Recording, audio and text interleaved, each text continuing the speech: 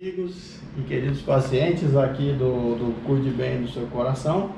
Da última vez que eu falei com vocês, eu falei sobre o exame que eu faço o dia inteiro, que é o cateterismo cardíaco, né? A gente passa, às vezes, o dia em um dos hospitais que a gente trabalha, chegamos a fazer 20 cateterismos por dia, com 4, 5 angioplastias. Então, assim, é uma equipe grande que eu tenho e que trabalha junto comigo. E com isso nós acumulamos uma experiência de muitos anos fazendo muito procedimento. No último filme que eu mostrei a imagem do cateterismo, muitas pessoas mandaram para mim, alguns colegas, mostra lá como que é o catéter, como que é feito. E eu tenho alguns catéteres que eu uso para dar aula para aluno, para estudantes de medicina, outras vezes até residentes de cardiologia que estão começando e querem ver como que a gente faz o cateterismo. Muitos rodam até lá na hemodinâmica para aprender as noções básicas de cateterismo e depois avançar nisso, quem se interessar e vier a fazer a minha área de atuação.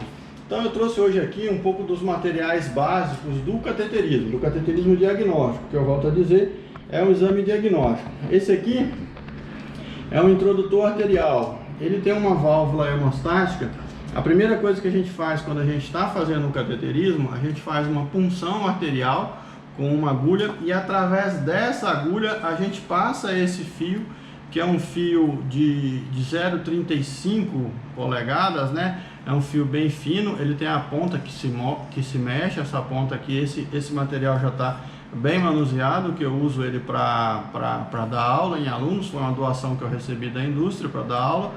E essa ponta ela passa através da agulha, a gente ganha o meio arterial. Através desse fio é que a gente passa, através de uma pequena incisão na pele, a gente passa o introdutor arterial, coloca na pele, ele entra dentro da artéria, essa porção aqui entra dentro da artéria, tudo com anestesia local, e aí depois disso a gente tira essa parte aqui de dentro, que é o dilatador do introdutor, e essa parte aqui fica conectada ao paciente. Quando você precisa, em algumas situações, com anestesia que você fez um botão local, você até pode dar um pontinho aqui para que ele não fique mexendo. Na hora que você acaba o procedimento, você tira. Aqui a gente tem uma válvula hemostática que só permite a passagem. O sangue, como é um sangue arterial, ele bate, ele não vaza. Então o paciente tem quase nenhuma ou mínima perda de sangue. É como se fosse um pequeno corte, um pequeno furo. O paciente não perde sangue durante a realização do cateterismo. Uma vez que esse fio está alocado lá, posicionado, eu vou mostrar aqui ao contrário para vocês entenderem, que ele está posicionado no paciente, ele, através desse fio, deixa eu voltar ele aqui que fica mais fácil para que vocês entendam. Vocês viram que ele não permite que o fio volte, que o fluxo volte através da válvula hemostática, mesmo tentando forçar ali, ela não permite. Então deixa eu só passar o fio aqui para que vocês vejam como que a gente faz. A gente tira uma parte do fio, fica dentro do paciente. Obviamente o paciente recebe uma dose pequena de anticoagulante para que esse fio não coagule, e essa parte aqui fica do lado de fora. Daqui para lá está a perna do paciente, está no interior do paciente, daqui para cá está do lado de fora. Por sobre esse fio, como se fosse um trilho, é que a gente vai passar isso pelo acesso tanto femoral, quanto radial, quanto braquial. A gente usa esse mesmo sistema na maior parte das vezes. Há alguma variação nesse sistema aqui no tipo de catéter. Vocês vejam, são catéteres pré-moldados, eles já vêm com essa curva, consegue ver, esse aqui é o famoso Judkins de esquerda, é o JL, que a gente usa. Esse tem diversas espessuras, esse aqui é um 5, a gente tem o 6, 7, que são os mais comuns, o 5, o 6 e o 7. Até no passado ainda tinha o 8, mas cada vez menos frequente se usa, né? Cada vez os diversos dispositivos estão mais finos. E essa curva aqui tem um tamanho, essa aqui é uma curva 3,5, tem a curva 4, tem a curva 4,5, 5 e 6. Esse, ele é pré-moldado, quando ele desce na aorta, ele espontaneamente já canula a coronária esquerda. E através desse catéter que a gente sobe com essa técnica aqui, ó, é uma coisa bem simples, a gente sobe, ele passa através dessa válvula hemostática, ele vai sair ali atrás, só para os senhores verem. o fio sai aqui atrás, ó. Uma vez que ele saiu, eu avanço o catéter por dentro da válvula hemostática, ele sobe até a raiz da aorta. Quando ele chega na raiz da aorta, lá em cima, rente aos ossos coronarianos, ele vai sobrar um tanto assim do lado de fora. Eu retiro o fio e aqui eu conecto a um sistema de torneirinhas que por onde eu passo o contraste. Esse catéter aqui, a ponta dele entra dentro da coronária. Essa partezinha branca é muito importante, é um detalhe pequeno, mas é uma ponta que a gente chama de soft tip, é uma ponta atraumática, ela entra na coronária e não machuca. Isso é muito importante porque às vezes tem placas de cálcio, se essa ponta não for atraumática pode machucar e ter um acidente durante o procedimento, uma dissecção da artéria, alguma coisa do tipo. Então sempre que a gente vai usar os catéteres, uma das coisas que a gente sempre faz é qual o tipo de catéter, qual é o fabricante. Aqui no Brasil tem apenas um fabricante, a maior parte desses catéteres são importados, entendeu? Com diversos fornecedores. Ela entra e por dentro aqui eu vou injetar o contraste e ver a coronariografia, certo? Uma vez que eu fiz a coronariografia esquerda, eu tiro ele da coronária, volto com o meu fiozinho lá, entendeu? Aí esse fiozinho serve de trilho, ele fica novamente lá alocado na raiz da aorta, né? Aqui em cima, bem na parte de cima, bem próximo ao coração. Eu deixo o fio e tiro o catéter. Sempre vai sobrar um pouco de fio lá dentro, que vai me garantir que o catéter está sempre no lugar certo. Aí eu tiro esse catéter, que é o JL, que eu vou usar para canular a coronária esquerda, e depois eu venho com esse outro catéter, que é um dos mais comuns também, que é o JR, né? É o Judkins de direita, ele pega a coronária direita. Nós lembramos que a gente tem duas coronárias, a coronária esquerda e a coronária direita. A coronária esquerda, logo que ela sai, ela se bifurca em descendente anterior e circunflexo, que vai irrigar a parte do coração. A gente trabalha como se fossem três coronárias. Esse aqui canula a coronária direita da mesma forma. Como que eu faço? Eu subo com ele através, novamente meu celular, deve ser algum paciente. Já eu atendo, não é nada urgente, acusou aqui.